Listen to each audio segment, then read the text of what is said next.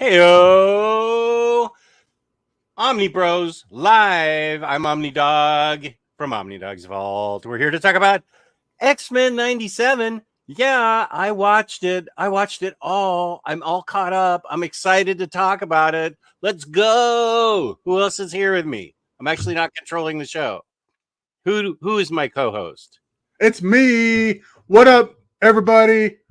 Welcome in. We're going to be talking about X-Men 97 Season 1. Hell yeah. And I think we're just going to start spoiling it right from the beginning. So that's why, unless we wanted to give an overview of it, or are we just going to go right into it? We're just started talking about how Batman shows up. And it was really cool to see Hellboy, but he died. Spoilers. Thank you to everybody that's watching us. I assume you're also watching Very Fine Condition. No one cares about Omar. Yeah. Oh, and we're streaming to X? Yeah, we're on X, son. X going to give it to you. X going to give it to you. Yeah, I saw that we're talking about the same thing tonight. I agree with that, William Lee. I think the whole thing was 10 out of 10. It's so good. It was so good. Me and Lou did a Patreon. We watched the first episode together with the patrons. And I was like, it's cool. I like it. But then after that, episode 2, 3, 4, 5 was a big one for people. And then going forward after that, they were great. I love the life and death stuff with Forge and Storm. Uh-huh. I mean, they touched everything. They touched so much good stuff in this series so far. Yeah. William Lee has a good point. And then that's part of what Kane was saying is that we got so many cameos, and then there was a really quick shot of Psylocke, as part of Alpha Flight or something. I was like, what was that? And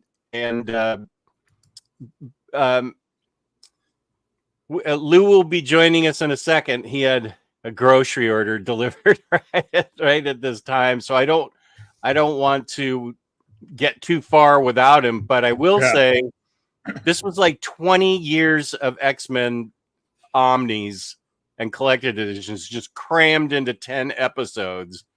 Like Madeline Pryor shows up in the second or third episode. Well, she's in it from the beginning. Well, yeah, we find out, that she's in it for that was okay. I'll spoil it. That was the first amazing thing that I saw was that Madeline Pryor was Jean first. They just started out with that. It wasn't even Jean Grey. It was like Madeline Pryor as Jean Grey. Mm-hmm. And that was the first shocker. That was really great. Did you notice that in the intro? Because I'm a bastard. I skip the intro all the time. People say you can't skip the intro for X-Men because it's so good. I don't care. I've been watching it for 20 years. It's not that big of a deal. But in the intro, the episodes where Jean Grey is Madeline Pryor, it's a different version in the opening credits. Oh, in the trading card sequence? Oh, in the part where it's like Gambit and he throws his card and Wolverine flashes. It's when it's Madeline Pryor, her hair is pulled back in like a ponytail, I think. And then when later on when she's revealed and Jean shows up, it's just Jean with her hair down. Oh, I didn't know. Little touches like that is badass. Yeah. Yeah, there were so many great little touches in this thing. And I can't say enough of it. I kind of, let's just keep overviewing until Lou shows up, or else we'll just fill up some dead air until Lou decides to show back up. Did you watch the original X-Men, Jess? No, I didn't. 92? No. I don't know what's going on. He could go out. Lou's in. Lou, you watched the original X-Men, right? Yeah, but sporadically. I didn't watch it as a diehard kid. I was no excuses. It's just me today, the only real fan of the X-Men cartoon series, because I watched it every weekend. I used to go to my friend's house and we would have like sleepovers. I'd bring in a VHS tape, made sure I had all of those things recorded on VHS back in the day. I might as well just leave. Good night. I was 5. I was still probably watching really toddler cartoons. No, But I you was give up Barney, motherfucker, for X. 7. No, I take that back. I was 7. I was watching Teenage Mutant Ninja Turtles heavily at that age. In 92, I don't remember. I was probably watching. I don't even no. I probably wasn't watching anything. Kelly was 1, so 92. Shit, I was 3. Yeah, I was definitely still on the Barney train. Yeah, I know what's up. I know what you were doing back then, man. Holy shit! What a season, though, man. Oh my god. We waited for you to get into the spoilers and really start talking about it. So go. We're ready to go. So you skipped the intro, right? Did you notice I don't know if you brought this up because I was bringing in groceries, but did you notice that for every episode, the intro changed a little bit? They added characters, they removed characters, they changed outfits and stuff like that to fit the crazy. Yeah. I was saying earlier, and I was wrong, but Kane's correcting me. It was the opposite, where Jean, when it was Jean, it was her hair that was tied up, and Madeline had her hair down. But either way, it was a different version, which is really cool. And then when Gambit dies, spoiler, wow, great episode. Holy crap, yeah, episode 5, man. That was he's not even in the intro anymore after that. Yeah, so episode 1 and 2, I thought were just good. They were okay, and I remember on the Patreon show, I was like, you know what, I'm going to stick with this. I think this is pretty good. And I've never been happier to eat crow because I was like, when they showed the trailer, I even said, I don't know, man. I don't know about this animation. I don't know if it's going to be good or not. I've never been happier to eat crow. It's fantastic.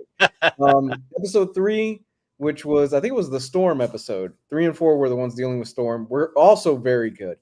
For me, it's episode 5 where it just hits the ground running and it does not let up gas until the very last episode. It's 5, 6, 7, 8, 9, 10. It's just nuts. What I can't remember now. Which episode was it revealed that Jean was Madeline? Was that like episode 2? 3? 3, I think. Because I remember that's where it grabbed me. Yeah, because I remember writing in the chat going, this feels like a whole season's worth of cartoon in one episode, just super condensed, because you get the reveal of Madeline Pryor. That was 3 because it's called Fire Made Flesh. Yeah, you got the Goblin Queen stuff. You get Cable. You get them sending him into the future. There is a lot of stuff that happened in episode 3, and I was just like, wow, it feels like you guys just fast forward through about 5 years worth of comics in one episode. The whole thing was 20 years worth of comics packed into. I don't even have to read anything up to. I can just start with something in 2005. I mean, they've gone to like 95 in this. It almost feels like. They condensed a lot of X-Men stuff in these 10 episodes. Man, but so it was episode 5 that I was that's a home run. They knocked it out. That Kenosha thing was great. Oh my god, it was so good. Not only that, credit where credit is due. They didn't make it Wolverine and Friends, because it very easily could have been just here's Wolverine and a few ends, and it's not really focusing on the X-Men. That's how the original series was, because I think Bo DeMayo was like, I didn't want it to be the Wolverine show. Yeah, and that's the first episode, or the first X-Men 92 or whatever you want to call it. I've been watching that like at work, and it's basically the Wolverine show. Mm-hmm. Yeah, it's basically Wolverine and the Get Along Gang. Yeah, and Get Along Gang. Get Along Gang. Cyclops has been the butt of the joke forever at this point, and it's like, no, I'm going to show you why Cyclops is the lead of this team. That first episode, when we get reintroduced to the characters, because it's been a long time since we've been introduced to this version of the characters, and Cyclops is whooping wholesale ass throughout that whole episode, and it's so good, man. It really is. It has been a very, very long time since I have seen something animated that is this good, where, again, there is an alternate universe where they fumbled the ball on this really hard, where they made it geared way too much to kids. Fuck that universe. Sorry for those motherfuckers. Oh my God. Where they geared it so much to kids because they were afraid of losing the audience and stuff like that. This feels like a natural progression, and they realized, look, the people that are most likely going to watch this are not going to be the younger generation of kids. Yeah, you can jump in and watch it if you're, 10, 12, whatever, 8, and you'll dig it. This feels like they realized most of the people watching this are going to be in their 30s, and we got to Or grow this up a 60s. little bit, or 60s. And we Or got 40s. we got to bump this up a little bit and grow this up a little bit. Because what the X-Men have always been, it's a soap opera. And that's what this is. It is a 10-episode soap opera with superpowers. You get all the drama and stuff like that you would expect from Days in Our Lives and things like that, which, hey, Cyclops, trying to go with, it was a mistake. It was your clone that I was talking to. I promise it won't happen again. Has never worked for men in the history of men. I was 100% behind Cyclops. What do you want me to do? Yeah. What do you want me to her. do? We can either forgive me or we're going to be in a open relationship 3-way type thing. What do you want me to do? Well, Yeah. How can I help? How can I help? What do you want me to do? She had Jean's memories. She looked like Jean. She acted like Jean. She that was is not- Jean. that is no And at the same excuse time, for her. Madeline I is get it. Madeline's the mother of his child. Yeah. No. Madeline's the mother of Gable. I get it. What I'm saying is it would never work, and it never has worked. I would love to have the This chance. isn't sorry, I didn't realize it was your cousin or your twin sister or something like that. This is in a world where clones exist and manipulated by Mr. Sinister with their memories and all of that kind of stuff. He 100% gets a pass. He gets a Ross pass 100%. This isn't Ross and Rachel. They 100% were on a break. Like, she was dead. He was basically with the same girl. Like, what do you want him to do? I feel like he gets this one card, and when he tries to pull it again with Emma Frost, because it'll probably happen, it's going to be like, ooh, yeah, that's not going to work again. And I would totally choose Maddie over Jean, especially in the Goblin Queen outfit. Oh yeah, when she's Goblin Queen, she's killer. She's doing that Sailor Moon transition. Oh yeah, no, dude. And in the comics, she has like that under boob kind of like outfit going on. Yeah. Storm gets the Sailor Moon transition. She gets her little Sailor Moon. What's that? There's a term for it in anime. Fuck, I can't remember. We need the Japanese nerds on tonight.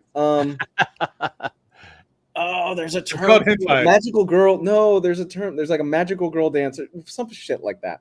We need Geo. Yeah, Storm gets her moment where she loses her powers. I honestly could have had a little bit more of that, of her kind of working out. And with Forge and stuff, I thought that was great. That was really kind of a humanizing episode. Yeah, exactly. That's a good one. That was a great pivot to show, what it's like to be a human. And she loses the mohawk and somehow gets a big full head of white hair, and strikes up a relationship with Forge. And she thinks Forge lied to her, and the whole horses running to the edge of the cliff. Yeah, it's like some kind of movie with back in the 30s with their hair blowing and the horses running and everything. Wuthering Heights, it was like and Kane's right. Storm overcoming adversity was a real strong point in this season. Yeah, she ended up losing and then gaining her powers back. Yeah. Which was amazing. And then that's cool. These are the issues from their life and death. I'm gonna try and pull up as many of the comic book images as I can. Okay, cool. That's great. But this is the book, or these are the issues that came from. And I love the Barry Windsor Smith cover. Come on, it's beautiful. These covers, are beautiful. This is where she goes on to lead the Morlocks, right? No, that's earlier. That's earlier. That's earlier. She's leading the Morlocks. Okay. Yeah, man. The Storm stuff was really great. I love what they do with her character, because Lord knows they didn't do anything with her in the movies. They haven't done much with her. I don't remember much of the animated series, but did they do much with her in the animated series? Or she was just kind of, hey, I'm here, boom, thunderstorm, wind, all that. There was some storm-centric episodes, like where she goes back to Africa with her son, who was taken over by the Shadow King. A lot of like, oh no, claustrophobic. kind of stuff. But Oh yeah. not a whole lot. Not a whole lot in the original series. Because again, it was the Wolverine show. Yeah. But I mean, everybody got their, just like this, but it was expanded over more seasons. Everybody kind of got their own backstory issue or episodes and things like that in the original series. Here, everybody got their own backstory in like less than how many episodes is it? 8? 10. 9? 10? 10 episodes. Yeah, everybody got like a really good back issue or origin story. Yeah. I think so. Every single episode for me has at least one moment that just made me go, "Holy shit!" That it's just really cool stuff. That they had a really great idea and they executed the idea, and it worked flawlessly. One particular moment, we're kind of all over the place, but that's fine. One particular moment was when you see the band from Nightcrawler, and you see it from Nightcrawler's perspective when he goes through when he bamps and he's holding on to Wolverine and he's holding on the guy, and you see kind of a first-person point of view of Nightcrawler as he's going through it, and he's going through the teleportation hole. Holy crap, that was awesome. Oh my God, that was fantastic. I never thought of that, and I never thought what that would look like from Nightcrawler's perspective. And Nightcrawler being one of my favorite X-Men. Oh my God, that was so good. And that was cool too because Nightcrawler wasn't in like this era of X-Men very much. Yeah. Like the 90s era, like the stuff, like this stuff is pulling me in. Like they did everything from like my favorite eras of X-Men so far. Mm-hmm. And Nightcrawler wasn't really a part of the team at that point, but it was cool to see him in here teleporting and kicking ass and being the supportive elf that he is. Yeah. And Morph. Holy crap. Talk about Morph a character. was hilarious. Talk about a character that was the butt of most people's jokes. He was a meme for the longest time. This one's for you, Morph, and stuff like that. He dies within the first episode of the original animated series. Yes, they bring him back, but he's more prominent in this series than I thought he would be. And we get our first look of quote unquote these versions of the characters with Morph.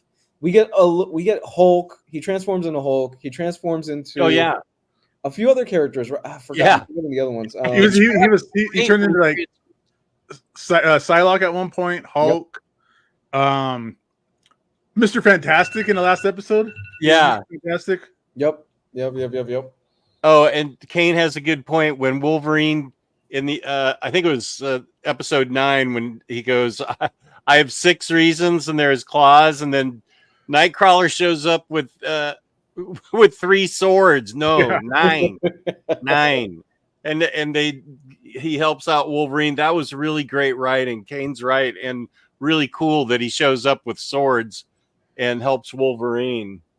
What I loved about the last 2, I think it was the last 2 episodes that had all the cameos.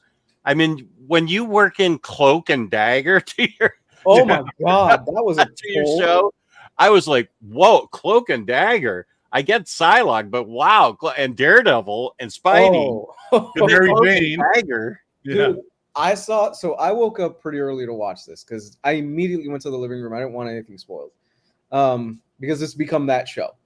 The minute I saw Daredevil on the show, I was like, yes, they got Daredevil in there, even if it's just a cameo. I didn't care. And then Daredevil proceeded to get his ass whooped. But still, they had Daredevil on there for about 5 seconds.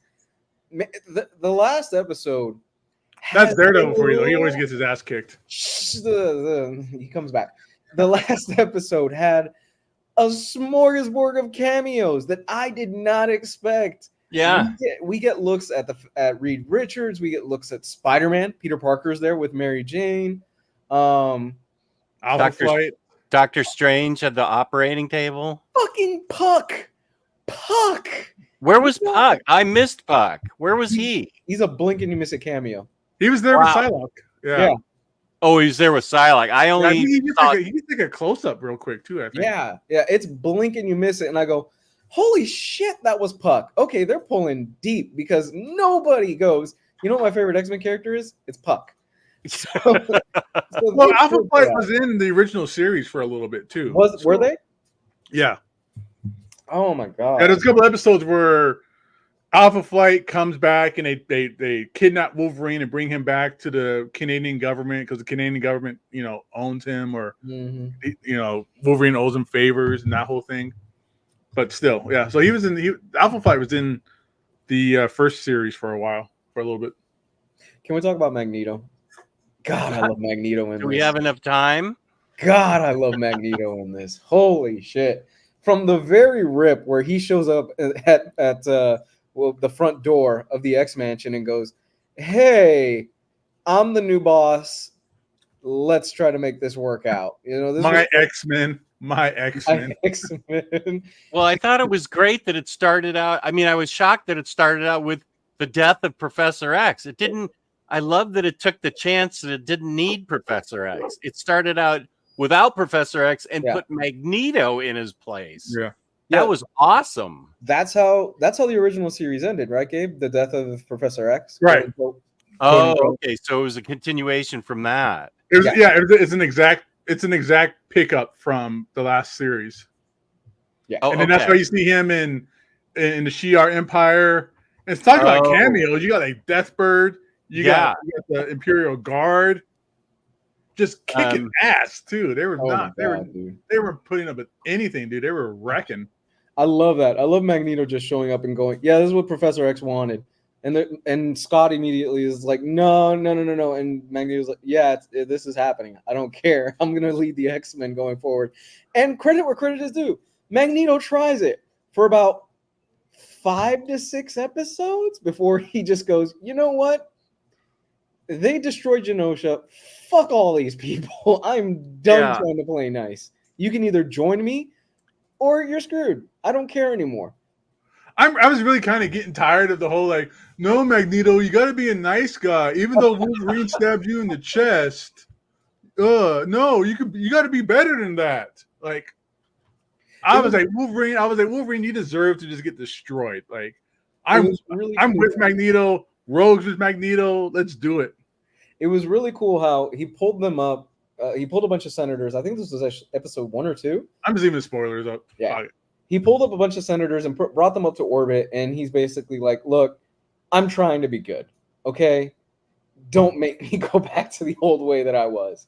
And sure enough, the destruction of Genosha happens. And it was Leech. Leech of all the characters is the one that Magneto promises and goes, "I promise you that nothing will ever happen to you." I'm paraphrasing. "I promise nothing bad's going to ever happen to you ever again." And basically Genosha gets wiped off the map, which is something that happened in the comics. Yeah. Which then sends Magneto down the spiral of, once again, fuck all these people. Well, and wait, I'm not. It's there was a fan. This seems so long ago. 5 episodes ago. Episode 5. There was a because Rogue. That's when I said it felt kind of icky that Rogue was like 20 and Magneto is like in his 40s, and she shows up in the dress. But Emma Frost has like a killer line in that episode, and I can't remember what it was, but something I can't remember what the setup was, but Emma says something about the woman's dress, just in such a rip it apart fashion, and that's all we get of Emma, but it was awesome. Yeah. And episode 5. So I unfortunately had the big death spoiled for me in episode 5, and that's on me because I waited way too long to catch up. But man, they gave Gambit a hero send off. That was, if you're going to kill off a character, that's a great way to do it. Oh, yeah. Absolutely! Like, he went out like he went out a hero for sure. Yeah. I don't know how close that is to the comics. No, he never died in the comics. No. Yeah, that's why I think it was so great that they went there with him on that episode. And fortunately, this is where not being on social media very much paid off for me, because nothing ever got spoiled for me. But Freddie said, after episode 5, he said, "You've got to start watching X-Men. This is amazing. We're all in mourning today about losing somebody. Everybody's, everybody online is mourning, and I'm like, what the hell are you talking about? So I had to go. That's when I watched all 5 of the first 5 episodes, and I was just shocked and amazed. Now, this is from Grant Morrison's run. This was Cassandra Nova that did this, right? Originally? Right. Okay. So they changed this around. Oh yeah, it wasn't Cassandra Nova in X-Men in the show. It was Bastion. Yeah. It was Bastion. I mean, just bringing in Bastion, like, come on. Like, that's the character that, like, I love, because I really love, like, Zero Tolerance that was coming out. Yeah. But he was never really, like, seen of again until that really killer hardcore X-Force series came out. Yeah, I know next to nothing of the character. But here's the thing. They introduced Bastion pretty late on in the season, and you get his whole backstory. And I really love what they did with the whole, originally Charles had gone to see him to be one of the original members of the X-Men. Yeah. But I think it was Bastion's mom that stopped him from joining, which sent him down the path that he eventually goes down and fucks him up in the long run. Yeah. As a villain, so my favorite villains are the ones that you understand. And you don't necessarily have to agree with them, but you get where they're coming from. And I think they did a real good job with Bastion, how he had a really messed up childhood, and eventually how that led him down the path that it led him down. I think they did a great job, and they did so much good character work. I hope they bring him back eventually when we get more seasons down the line, because we're going to get more seasons down the line of this. And I would be very surprised if they don't go, yes, let's greenlight some more of this this classic 90s cartoon stuff for more seasons. I know, Gabe, you're against it, but I would be very surprised if they don't greenlight a Spider-Man show in the next few years, kind of continuing on from the episodes back then. I loved there were fight scenes sprinkled throughout, but then the final fight scene that went on for a while, and you had to keep your eye on the TV. Yes. And that was good, because it wasn't just constant fighting. It had, quiet moments in the show too. But then that final battle took a while to go on, and just went everywhere, outer space, into the asteroid, into the back and forth. And, you thought Bastion was dead. No, he's alive. He's indestructible. Yeah. He's rising from the dead again. And it was like, how are you going to kill this guy? Yeah. And I thought it was handled super well, just really well done. I thought, so when they put the collar on Bastion's head, my mind, and Phoenix is introduced, my mind went to, that's kind of anticlimactic. You kind of built this guy up the whole season, and now the Phoenix shows up and just goes, okay, we're done. I was like, okay. And then I saw there's about 20 minutes left in this. Yeah. What's going to happen next? Man, was this an hour long or 40 minutes? How long was this? It was 40 minutes or more. Okay. This was a longer episode. Yeah. And it needed it. It justified the longer time. Bastion just kept coming back. He just kept stronger and stronger. Yeah, you think he's done. There's a point in the final episode well, when he fights Cable and rips his arm off. I was about to bring that up. There's a point where he fights Cable, rips his metal arm off, and bitch slaps him with the metal arm as well. I'm like, ooh, that's gotta hurt. That's gotta hurt pride. That's gotta hurt in the pride, man. And then he takes the metal arm and he uses it on himself. Yeah. He uses it to evolve himself into like this thing. What book is this from? This is from X-Force. This is the original run of X-Force, right? No, this is the super bloody crazy X-Force, the Kyle Yost. Oh, okay. I haven't read that yet. Me either. Okay. This is the one that's really, really good. That X-Force. It's the Kill Squad X-Force, where it's Wolverine, X-23, Warpath, Crazy Archangel, and Cyclops is sending them out as like a kill squad to do the things that no one needs to know about that's going on, like Black Ops stuff. Mm-hmm. Yeah. And in the first story arc is Bastion, and Farrell's on the team too. Farrell from X-Force. And Bastion shows up, and is like manipulating Farrell as a religious kind of situation. Like he kind of ties himself into not the Friends of Humanity, but something very close to it, but more religious and creepy, and just kind of takes over Farrell, and all this other kind of real great stuff happens. But that's what this is from. It's from that X-Force run, which is there's 2 hardcovers for it. That leads into like the Necrosha stuff and things like that. Yeah, but it's 2 hardcovers. It's great. Like it's such a killer series, and that's what I was saying. Is after Operation Zero Tolerance, Bastion was just kind of like a joke, and then he shows back up here and is just like this killer, nasty Sentinel Prime type character that shows up. Now I can't remember when are we introduced to Asteroid M or whatever. 7. 7. 8? Okay. 7, 8, something like that. What was it up there for? Why did it exist up there? Who was? It's just Magneto's pimp pad. Yeah. Okay. Pad. Yeah. Okay. Magneto He hung out there. Okay. I had What forgotten. was Asteroid M in the original series, or did they introduce it during this series?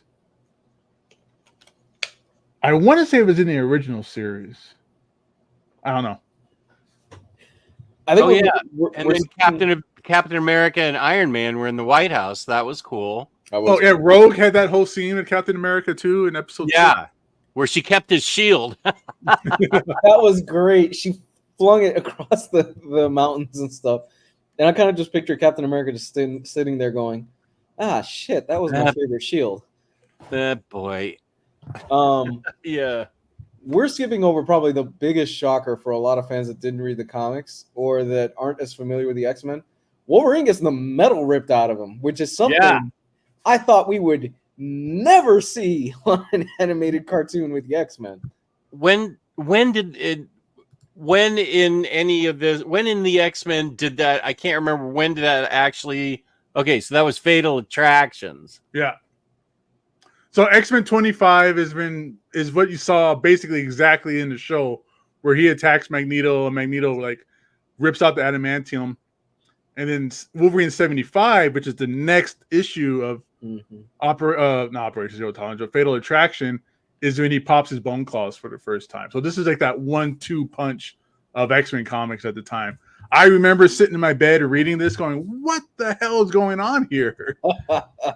Especially because the bone claw things, I was like, that doesn't make sense. Because you saw Wolverine have like pistons in his forearm and stuff like that. Like they were implants. But either way, this is one of the coolest things that has ever happened. Like I keep saying this is one of the last significant things of Wolverine's character development that's ever happened in the comics. Is the adamantium being removed and you finding out that he had bone claws. Yeah. And this stuck, the whole bone claw thing stuck like 5-6 years, maybe longer. It stuck around for a long time. He was in that kind of no adamantium for a long time. Yeah, you have these 2 issues, right? I think you showed one off the other day. It's graded. Yeah, he's got them both graded. 9.8. Nice. Oh, looks like that one's signed too. Yeah, one signed by 25 signed by Adam Kubert or Andy Kubert. Nice, man. Nice. So this is one of the most iconic moments, I think, from the 90s in comics. You know, you have Batman getting his back broken, Green Lantern destroying the city because of Parallax, the death of Superman. I think this is pretty close up there as well, because even as a kid, I remember seeing these covers as the first time and kind of flipping through the issues going, holy shit, they ripped out the metal from Wolverine. Yeah. And it's something that's pretty graphic in the comic. You would think they wouldn't do it on a TV show. And I remember talking to Gabe the week before the episode aired, and Gabe was very adamant about it. He said, it's going to happen. I go, there's no way they're going to pull that off. And goddamn, holy shit. Even knowing it happened, watching it was still a really great moment where Wolverine stabs Magneto, and Magneto, at this point, just fucking done with everyone. He's just like, you know what? I'm ending this feud. And you've got Charles going, don't do this, Magneto. And Magneto's like, fuck this. This dude is made out of metal. I'm ripping this thing out of him. As a matter of fact, X-Men and Wolverine and other books that contain X-Men stories can be found at our fine sponsor, which is InStockTrades.com, where you can get your collected editions from 30% to 60 to 80% in the red tag sale section. Don't forget your 2% discount for loyalty. We just gave away the gift card. Tom Richardson was in the chat. I already sent it, Tom, to Emily, so it should be in your account in the next 5 days or so. We gave away the gift card 2 days ago for $50 worth of credit at InStockTrades.com. $50 or more in an order gets you free shipping in the United States. Fabulous customer service, fabulous packaging. That's InStockTrades.com. And if you want to read the issues where this happens with Wolverine and the adamantium being ripped out of them, you can find it here in this Epic Collection, Volume 23, Fatal Attractions, which is 38% off on IST. Get it for $30.99. This was Scott Lobdell? Yep. Oh, wow. I didn't know that. Scott Lobdell, Fabian Nicieza, Andy Kubert, Adam Kubert. So a lot of talent on this. Yeah. Is that when he gets his adamantium ripped out? Yeah, X-Men 25. Oh yeah, and then Wolverine 75. Okay. And this is why I was thinking that it was going to happen, Lou, because Bo, every episode after issue 5 was like, "Here's some homework. Look at this. Check this out." This is on Twitter. The original producer, showrunner, was still posting homework assignments. Oh yeah, he was completely involved in the community. He was chatting it up with everybody, giving everybody a bunch of like behind the scenes info, homework. So one of the homework assignments was to read X-Men 301, which is the start of the Fatal Attractions. And that's when I was like, oh man, he's gonna rip out adamantium. He's gonna get it. This is gonna happen. So all that story is in here. Other showrunners really need to take note of how he handled it, because he really was bringing in an audience and bringing in fans going, hey, check this out, do this, read this, without spoiling it necessarily, but it enhances the experience. If I don't think I've ever really seen a showrunner be this involved with an animated series like this, where they're literally going, okay, you can watch it without any previous knowledge, but why don't you read this? Why don't you watch this? Because there's going to be references to it, and I think you're going to dig it. Not only that, it really engages the audience, but it shows that you are a true fan of the source material, and you really, really love this stuff. And it's not just some jackass that's hired by the studio to go, yeah, go ahead and make this cartoon or make this movie because we tell you to do it, or we tell you how to do it. Right. And he was so... there was never any bitterness that I saw in anything he posted. He was still a team player. I don't see how they can't ask him back for season 2. I mean, they've already greenlit season 2. It needs a showrunner. It needs somebody like him. Well, season 2 and season 3, he already produced, and that's all set and ready to go. Season before 2 he even got fired. Season 2, okay. Not season 3. 1 and 2, he already had in the can before he was let go. Okay. Yeah. Season 2 is already, from my understanding, most of it is already written. It's already being worked on, but they haven't finished working on it. Season 3 has not, as far as I know, has not officially been greenlit. Okay. But they submitted episode 5, I think, for Oscar nomination or something like that for daytime Emmys or something. Something like that. Kane said X-Men producers are submitting episode 5 for best animation. Where did they submit that, Kane? That was at 8:38. I put that in our chat. Let me double check.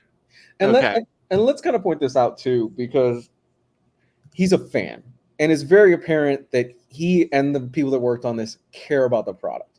Mm-hmm. The problem is that what we've seen the last few years with some of the stuff is that, and not just Marvel, but in general, it's people that are working on these projects and don't understand the characters, don't understand what they're doing with the characters, or don't even care about the product. I love Thor Ragnarok. Thor: Love and Thunder. And Taika Waititi has gone on record saying, I'm not really crazy about the source material and stuff like that. And it seems like a lot of these creators that care and really love the source material are doing a lot better. Jon Favreau with The Mandalorian. He cares about this stuff. Dave Filoni. Yeah. You don't work on Star Wars for close to damn near 20 years without caring about this stuff. And that is how I think you get some of the best content. So it's primetime Emmys that they okay. 5-4. That's cool.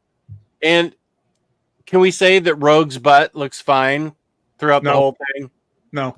Rogue's voice. I still have not given this up. It got better as the season went along. I'm still not a fan of the 70-year-old smoker voice for Rogue. Well, that was my issue with episode 1. I was like, that doesn't even sound like Rogue. It's the same actress. Doesn't even sound like her. Like, she didn't have the Southern twang accent going on whatsoever. I think it came back a little bit throughout the series, but it off and on, off and on. So, what do you guys hope to see next season? And I mean, they've laid the groundwork for, in this episode alone, they've laid the groundwork for a hell of a second season. And what do you think we're going to get? Well, so at the end of this season, they get pulled into time separately. The team gets separated into time, and it seemed like 2 different times, right? Yeah, earlier time, way early, like 9,000 BC or something like that, where you get Apocalypse as a young man. Mm-hmm. Yeah, and that is the Rise of Apocalypse miniseries. And then Jean and Cyclops get pulled like 4,000 years in the future, where Cable is growing up, and they're part of the Eskani clan. So we already know we're getting some Apocalypse, we're getting some Cable and Eskani son, where Jean and Cyclops are going to go by. They went by different names at that time. It was like Red and Psych or something like that. But I'm hoping because I saw that little clip, that mid-credit scene just before we started. Mm-hmm. I want Age of Apocalypse to happen. I want them to do Age of Apocalypse. I think they're going there. I don't know if it's going to be in season 2 or season 3 or 4 or whatever, but they're pulling out all the best 90s X-Men stuff, which I'm a huge fan of. I've been talking about it forever. Age of Apocalypse is like the pinnacle of like X-Men crossovers. Yeah. So well, I think they are setting it up because they meet him in the past, and then he shows up at that mid-credit scene, right? And I feel like it's going to go. I feel like Apocalypse is going to be the main character in the second season. I'm thinking he might bring Gambit back as Death. There was a point in the X-Men comics where Gambit was Death. I think that's a given. I think that's a given. Really short period. Like they retconned it super fast, but that's a possibility. I just want Age of Apocalypse, dude. I want to see Professor X die, and then Age of Apocalypse happen. Wolverine with the stump hand, all that stuff. Give me that, please.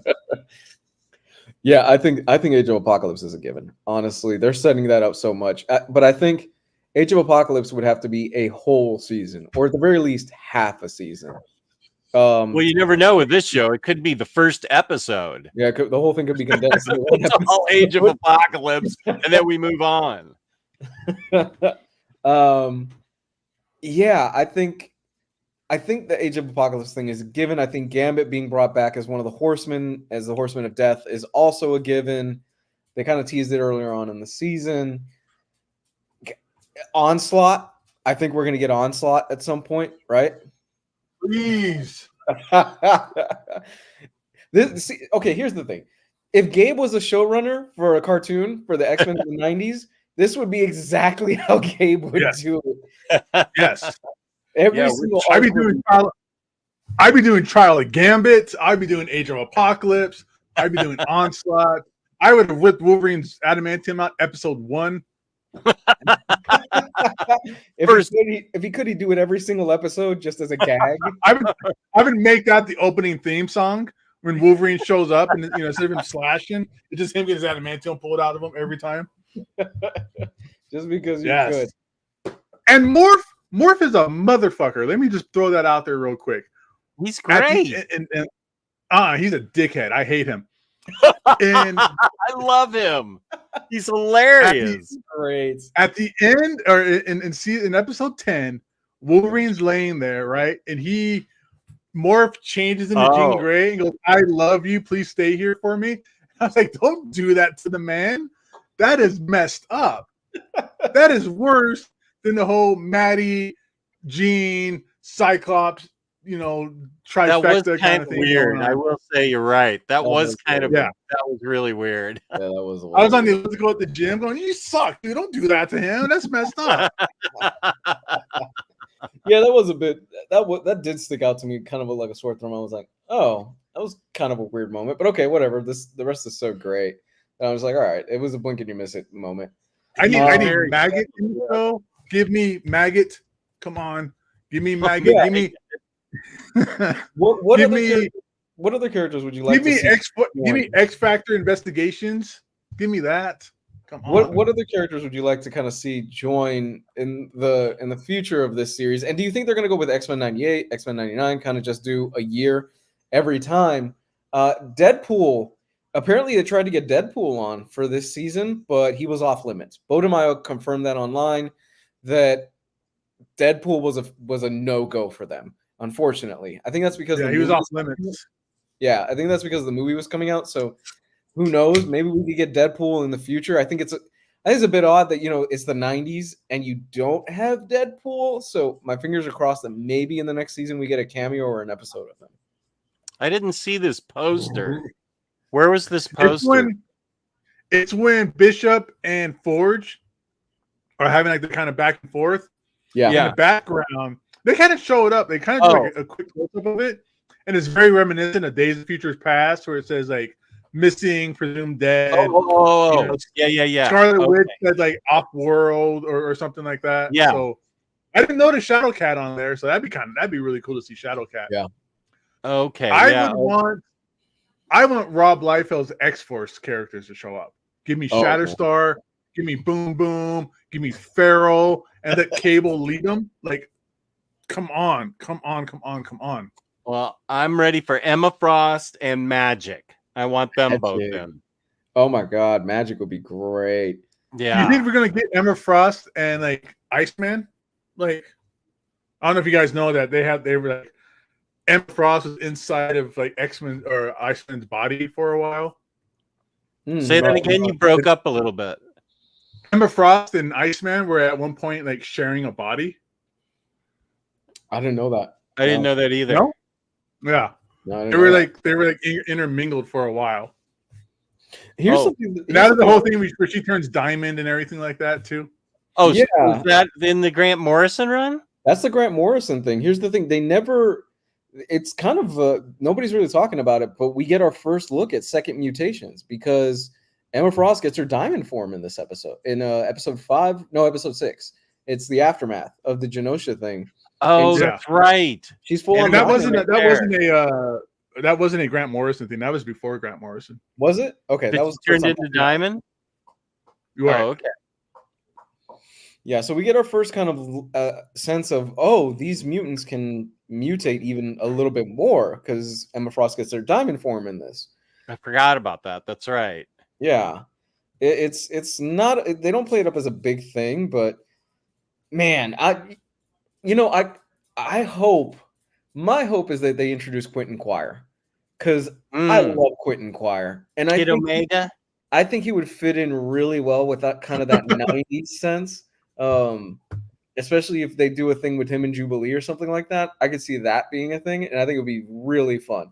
But that's because Quentin Quire, Kid Omega, is one of my favorite X-Men characters. He's such a dick, but he's got that Damian Wayne thing where if you balance it out right, he's kind of a lovable asshole and he means well, but he's just a prick. Yeah. I love him in all the he's the Damian Wayne of X-Men. He kind of is. Yeah. I really hope they start diving more into the Grant Morrison stuff. Introduce Cassandra Nova, the corporations and stuff like that. Who was the blobby guy? Herb Blobbin? Oh, it's been a minute. Yeah, but all those like new characters that like Beak. Not Phantom X, Beak, Dupe. Oh my God, Phantom Oh, X. dupe. Yes, dude. No, Yeah. you guys, Phantom X. Yeah, I love Phantom X. Need to have Phantom X in the show, if only because please God eventually let them do Uncanny X-Force. X-Force, yeah, Uncanny X-Force. That'd be God. awesome. Oh my dude. So spoilers for Uncanny X-Force. The shock of people if they close out one of their seasons with Phantom X shooting Kid Apocalypse in the head, and that's your season closer. Oh, it would set the internet alive. Like, holy shit, he shot a kid in the head. Because that was the big thing about that first arc of Uncanny X-Force, where you're getting through the whole first arc, you're getting through 4 issues, and eventually they get to the point where they realize, oh, Apocalypse is a kid. He hasn't really done anything. Maybe we could kind of turn him around. What are we gonna do? It was that whole Hitler, like, would you kill Hitler kind of thing as a baby? Yeah. What are we gonna do? What are we gonna do, man?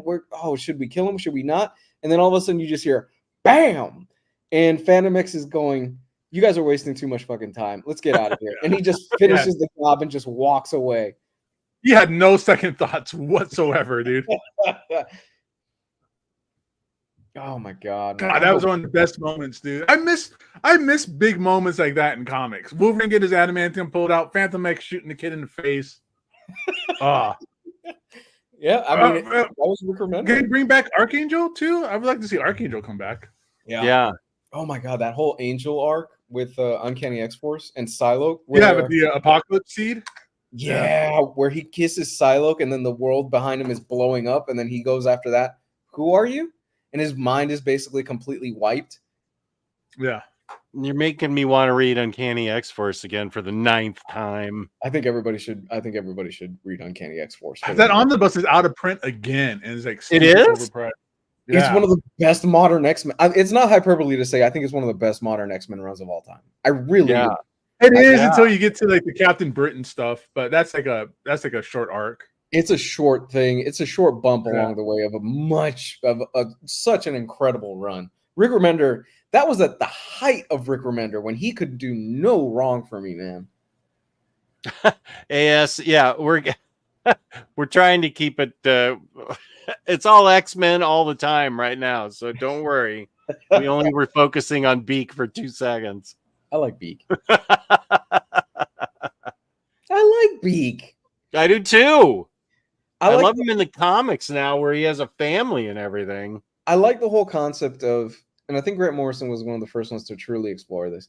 Not everybody who's an X-Men or goes to the Xavier School is going to get super cool powers, and it's going to be really awesome. A lot of times, you could end up being like Cyclops, or you could end up being like Wolverine, or you could end up even worse and be like Beak. Well, that's where Chris Claremont with the Morlocks is all about that, right? Yeah. You're not always going to have pretty powers. You're going to have powers that are going to make you ugly, and you got to live in a sewer, swimming around with crap. Oh man! I think Lance is right. Because I'm hearing it from Lou at the very last comment about cured superhero fatigue. I think both Lou and Gabe had superhero fatigue from a lot of stuff that had been going on Disney Plus and out at the movies. I think you're right. Fatigue. I was just say I was tired of garbage. Well, this was so well done and everything, but I think it helped everybody sort of get back into the shows. Yeah, everybody's X-Men out right now. Everybody's on the X-Men hype train. Yeah, it's great to see the X-Men back up. Like, they need to be like one of the top like franchises of all time. Yeah. They're already talking about. So there's already talks that they're looking for writers and stuff like that, and they've got one or two people pegged down for the movies that they're going to do and stuff. Fuck all that. You need this team. Get this team to work on the movies. Yeah, they're working for you already. I know it's not necessarily just as easy as that, but get this team to work on the movies. They just gave you a whole season of perfect X-Men stories and X-Men cartoons. They could do not just that, but it's write it out. This has taken over the internet for the last like 2 months, and it's all been positive Yeah. feedback. Like, Right. I've never saw anything harshly said or negative about this show. Me and Lou on the first episode was it's I have my qualms with it, but it's still really cool. But everything else since then, it's been nothing but amazing. This is great. You have to watch it on Wednesday. This happened. This is the greatest thing ever. It's Bastion. It's adamantium being pulled out. Like, this is all the stuff that shows where love, passion, and understanding of the characters equals amazing quality, high-end material and product that comes out. And that's what I feel like we've been missing with like Thor, Love and Thunder and the Eternals and all the kind of stuff that we've been getting over the last couple of years that has been just, I don't know, like, just meat grinded out. I don't know what to say, just kind of just produced. But you have something that has some passion and some heart and some love. And people who are, me and Lou talked about this on the Patreon show. Some of the problems that there's been is that the people that are doing some of these products and movies and TV shows don't have like a want list of comics. Like, they don't have a list that they keep with them that says, "Oh, I'm missing this issue or I'm missing that issue," where they're not fans, where they don't have some kind of eternal love of the comics. But for sure, Bo and his team had that love for the comics, and it really does produce higher quality stuff, I believe. Yeah, no, I agree. I don't think it's necessarily a requirement to be a super fucking fan and own every issue, but have a love for the source material. Part of the reason why Dune, and I'll bring this back around to that. Part of the reason why Dune works so well is because Denis Villeneuve is a huge fan of the book, and he's read the book a lot. And he said, "I'm just trying to make the best Dune movie for myself." And in doing so, pretty much did a perfect adaptation of Dune. It's about as close as you can get without fucking it up to Dune being great. Well, that's the same thing with Game of Thrones. Yeah. I mean, last season, I understand people don't like, but the show was amazing because the producers and the guys running it were fans. Like, they talked to George R.R. Martin, and he was like, "Okay, well, then tell me who Jon Snow's mom is," and they figured it out. They had that love for the material. Same with the Lord of the Rings movies. So if there's a source material, people need to be involved in love and have an appreciation and understanding of that source material.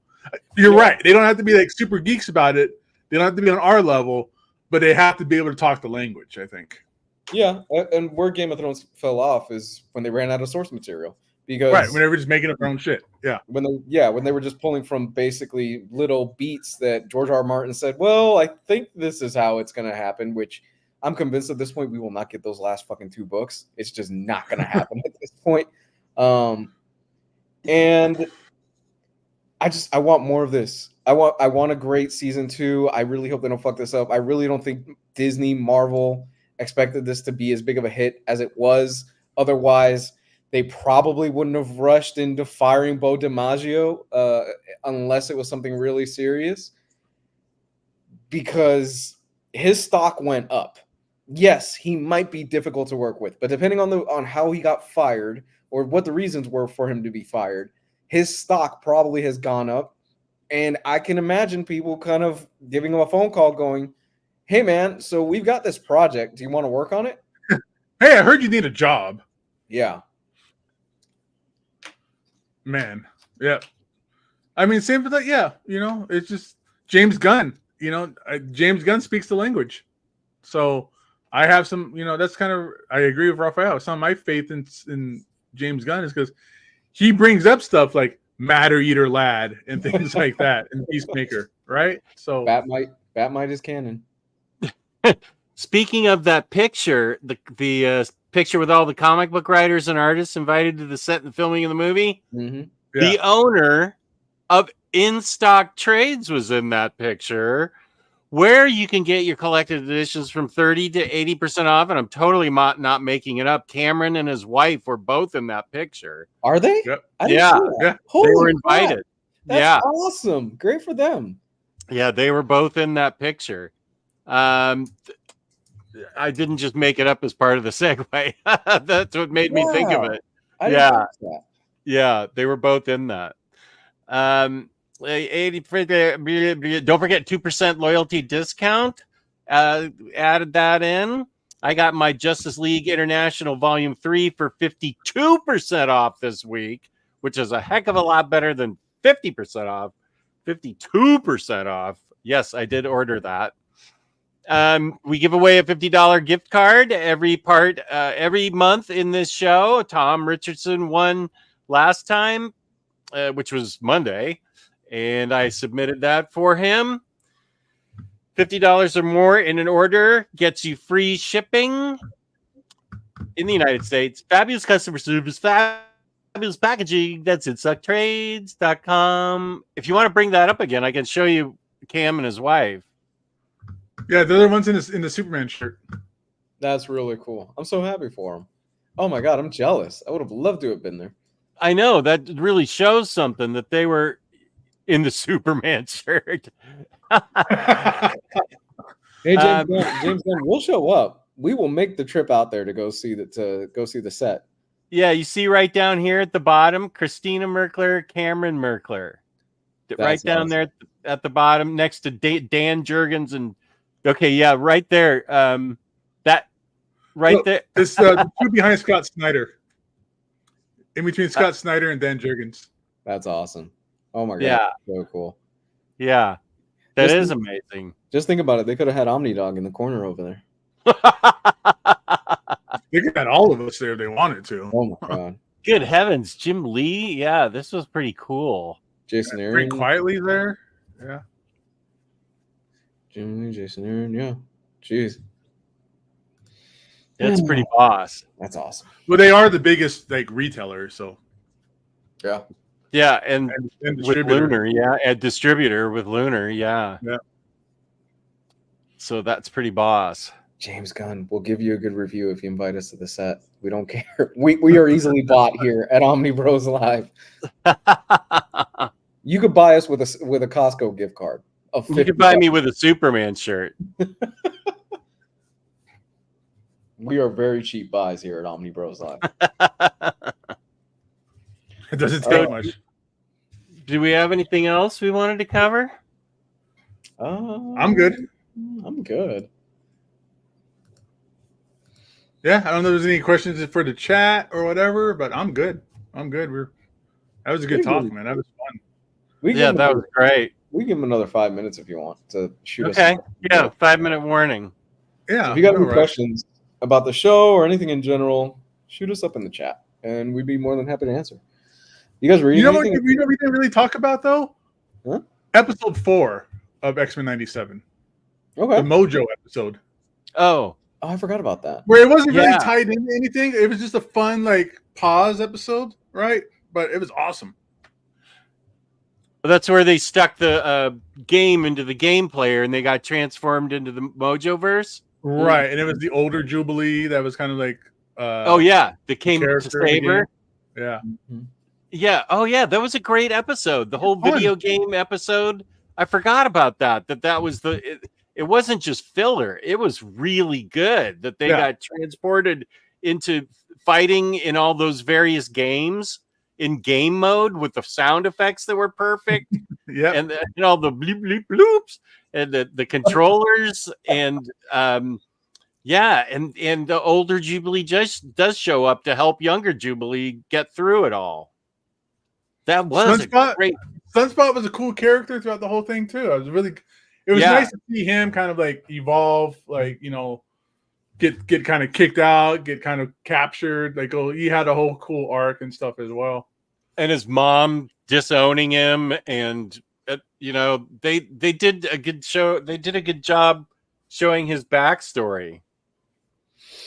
King T'Chaka was there, and not T'Challa. That was cool. It was a great little moment, and people were saying, "Well, why wasn't it T'Challa?" I mean, they're probably building up to T'Challa maybe in another series or later on and stuff like that. I think, like I said, I think we're going to get more of these, for better or worse. I think we're going to get a few more of these animated series that are going to pop up in the next few years. That's never a good sign. That's never good when you just start coming up repeating the same ideas. I know, but I think they showed us so many characters, especially in the last 2 episodes, that Oh yeah, Cloak and Dagger 97. That's happening. yeah. And Ain't nothing like 1997 street kids doing street drugs to get superpowers. I'm telling you, I think it's a given we're gonna get Spider-Man. I think we'll get a Spider-Man 90 whatever. If only because are we supposed to get it? Wait, are we supposed to get a new animated Spider-Man series in the next year or something like that? Set in the Tom Holland stuff? Maybe, I don't know. I thought we were. I forgot the name of it. I think it's a given. Honestly, Hulk, maybe. Who knows? Because I would like to see them continue with the Silver Surfer show. Oh yeah, because that ended on a cliffhanger and it kind of just died out because of like, you know, negotiations with Saban and like Marvel going bankrupt and stuff like that. Yeah. I don't know. What's next on the reading list? I just finished reading Power Girl by DC's greatest writer. Ooh. And then that was in the middle of my X-Men readathon, where now I'm in Trials of X. I'm reading Trials of X 4, and then I'm going to go ahead and read 3 or 4 more and just pick up a random paperback just to get the X-Men out of my head for a little bit, and then I'll get them back in my head. Okay. But I really enjoyed Power Girl by Leah Williams. It's not really a standalone book because they've rebooted her for the 45th time, and she gets special powers from the Lazarus Planet event. So and then that shows up in this Power Girl thing. It didn't bother me. I just said it like I do with all X-Men stuff. Okay, that happened, and I just went on. And it does a really good deep psychological dive into what it's like to be Power Girl, and I thought it was really good. But it makes me realize Lazarus Planet had an effect on a lot of DC characters, so I got to go back and eventually and there's like 20 people in the Superman family all of a sudden that show up in Power Girl. I'm like, what? So I got to go back and start reading Superman too and Batman, because there's a lot of stuff all of a sudden happening. So once I'm done with X-Men, I'm going back to catch up with Superman and Batman and get to Lazarus Planet. I'm still stuck reading Dan Slott's Silver Surfer. I just been busy and just haven't had time to sit down and read more than 1 or 2 issues at a time. But after that, I'm planning to read Chris Claremont's X-Men. Nice. I have all those epic collections I've been showing you guys. Yeah, I'm gonna kind of burn through that stuff a little bit too. You're starting in the 70s and jumping to the 90s? Right. Okay. Yeah. Awesome, man. I have Sean Murphy's Zorro book that I really want to read. It's that's gonna be cool. Yeah, I think it's awesome he's doing that. I have, what else do I have on my list? Oh, Poison Ivy. I have that downloaded. I need to read it. I'll probably try to get through that this weekend. And I'm currently in the middle of book 3 of Stormlight Archives. So I'm not the middle. I'm about 170 pages into that book.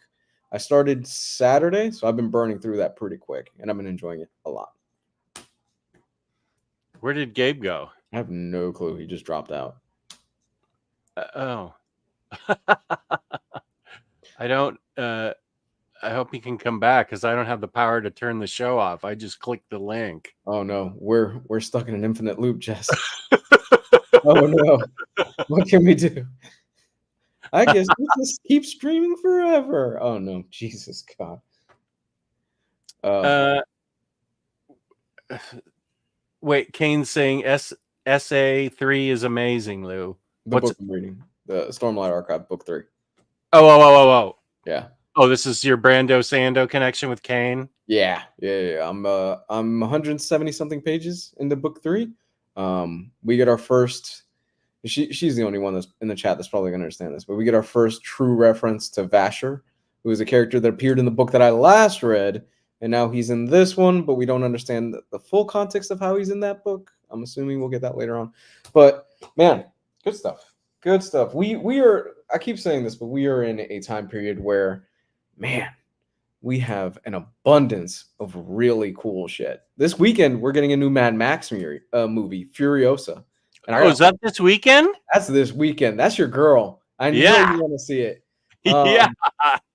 So I'm gonna try to carve out some time, maybe Sunday, to go watch it because I love Fury Road and I really want to see this one.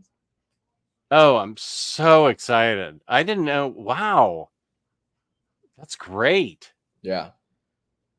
Anyway, do we just leave? Because I think we lost Gabe. I think we can leave and then I'll sign out and sign back into the Omnibros, and I think I can go on and turn it off. Okay, sounds good. All right, ladies and gentlemen, thank you for joining us today. It's been fun. I hope you enjoyed this discussion of X-Men 97. God, I can't wait for season 2. I need it right now. And wishing you all a very good night. Peace and love. And the show may not end. We're going to be gone, but the show's still going to be going somehow. So I have to go in. I have to sign out here and go in. And I think I can turn it off. There he is. Oh, there he is. I had to take a leak. Oh, okay. Well, we're ending the show. Bye-bye.